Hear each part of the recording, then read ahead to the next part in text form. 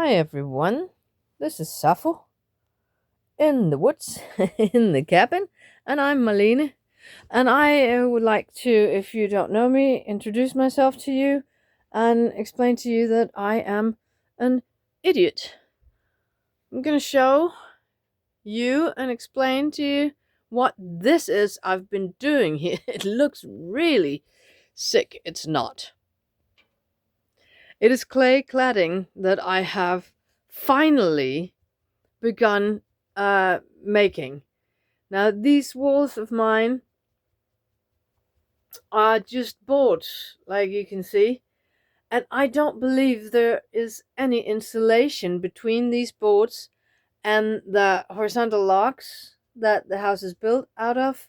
And on the outside of the house, there is cladding that goes uh, vertical, and that cladding is extremely old and doesn't hold out the cold or the wind very well. And I don't believe that there's any insulation in between the logs and that cladding.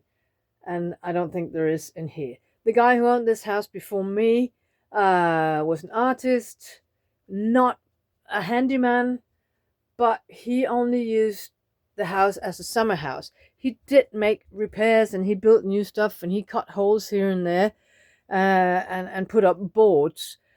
But they only lived here from May till September in the warmer months. So he didn't see any need, I guess, to insulate anything. So it isn't. So even if I've installed two ovens, one like you could see in the living room and one in the kitchen, and I fire them up now when the frost has come, I don't get very high temperatures. At the moment, it is now 12. I just fired them up. So it's 12 degrees Celsius in here. That's not a lot. It's not a lot. I have had the loft insulated. My sweet uncle was here in the spring when it was my birthday, and his birthday present was to work on the loft here. So these boards were always there, but we have put insulation bats, these wood natural insulation bats, 5 centimeters thick, all over this loft on the first floor, and boards, good boards on top of that insulation. So when I fire those two ovens up, the heat stays down here in the living room more than it did before. Now I have been having this clay and linen straw sitting here for almost 2 years. It was a present from, guess who? My sponsors, my Sappho sponsors. They had this linen straw and clay and some bone glue that they bought from this nature company up here, but they didn't get to use it. They had some project and then they abandoned the project, I believe it was, and they asked me, we have this in surplus, could you use that? Oh yes, please, I could. Anything with clay. So I'm not used to working with just clay. That's new to me. I'm learning it and I'm loving it. And I've been using clay in here with my ovens, and I wanted to use it on the walls. And so it's been sitting here for a while, the clay and the straw. And I have actually done a course on Bornholm with a friend of mine who's a very, very good clay builder. And I did a course last September, hands-on course of cladding and plastering with clay and how much straw you put in it and all the theories about it, and also hands-on. We plastered a whole room in their barn. It was wonderful, and I love playing with clay and building with clay and plastering with clay. So today it was so cold, so I thought, why am I just sitting here? Get going. I don't need any preparations to do it. I can just get started. And that's what's so wonderful with clay. Even if you have something left over in the bucket, it can just sit there. It's not like concrete or cement or lime or anything else that you build with, that I'm used to building with. And you don't need goggles, you don't need gloves. You can just do with clay, and if it's left over, you can just sit there and it dries out a little bit, and you just put water in it the next day, and you're back to being able to work with it. So I'm going to show you what I did. And here comes the idiot part. Just hang tight and I will tell you all about it. This bucket here, I made a little mixture of clay, dry clay, and straw. And I mixed that in very well, as you're supposed to. And then I had heated up a bit of water because I didn't want to have it in cold water. So I heated up a bit of water, put it in, and I mixed it really well. And it was good to go. And when you do that, when you put clay on anything, on even if it's boards or if it's walls like this, you have to water it down before putting it on, or else it'll just, the wood will suck the moisture out of the clay mixture and it will fall off, it'll drop off. So you have to water the wall down a little bit before you put the clay mixture on. And I just remembered, I said, hey, I have this one, because I have been working with clay in here, and I've used this spray bottle to spray the walls in here before I put clay on them. I said, oh, what a good idea, I can use this spray bottle. And I took it, and it was, there was still some water in it. And I thought, okay, yeah, well, that's as good as any water. I put some of the warm water in it, so it was not that cold. Good mixture. And as I did, I kind of observed and think how it's weird. It's a bit murky. It's a bit cloudy, the water. Well, okay, I thought. It's been sitting there for a couple of months.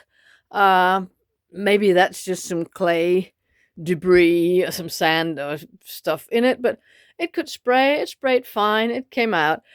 I have a little bit of a cold. I'm not sick, but my nose is a little bit clogged up. So I just went to work on that wall there, as you can see, and I sprayed it on every crack between the boards and smoothed it out with my hand, and I put on the clay, and everything was fine. And I did a little bit of work on my stairs here on my way up to my bedroom. I took a few of the boards there and tried to tighten all the holes. And then I didn't have any more mixture. I just made a little bit of mixture in that small bucket, and I ran out, and I thought, well, that's fine. I'm just testing it and making a run. So I just wanted to rinse my hands and rinse the bucket a little bit so that there wasn't so much dry residue on the sides of it. And what did I do that with? I did it with this one and sprayed it in, a lot of water in and on my hands. And then, as I did that, I detected a weird smell coming from it. I thought, is that the clay smelling, or is that the water smelling, or what is it? What is that smell? And then I realized, uh-oh, the last thing I used that spray bottle for was not building with clay. I had made a natural remedy, a mixture that you can spray on your dog to prevent the ticks and the fleas from getting to her. And what would that remedy be? A very normal household remedy? Garlic powder. I had made a fantastic mix of garlic powder and water, and I just left it there and I forgot all about it. And then when I start working, having putting it off for 2 years or something. I said, well, I'm going to start now. Now I'm going to do it. Oh, there's a spray bottle. I can just get going. And I did. And not until I was done with this wall down here behind my comfy chair where I sit every evening and on the way up to my bedroom, when I had finished all that, I realized that I had been spraying my walls with garlic water. So now it smells. When first I got to smell water, I can smell the walls now, and it's a very fresh, fine smell of garlic. I hope it goes away again. I don't know. I don't want the walls to smell. I don't mind garlic. I don't want my walls to smell garlicky for the rest of the winter. I hope it won't. So, tell me if you think I'm an idiot or not. I think I am a little bit of an idiot. But yeah, I should have smelled it before I started using it. But now I can sit in a very fresh smell and get to feel a bit hungry and feel like some pasta with some meat sauce on it with a bit of garlic in. Yep. So that was today's project, and I will work on it some more. But tomorrow I'll mix in some clean water. I think I'll get rid of the water in the green bottle. So that's all for now. I'm just going to turn around and let Safa say goodbye to you. She's so sweet sitting there. She's thinking that we're going to go out to run a little, but we're not right now because we just came from running. Okay, we'll take it easy. Goodbye, everyone. See you on the next one.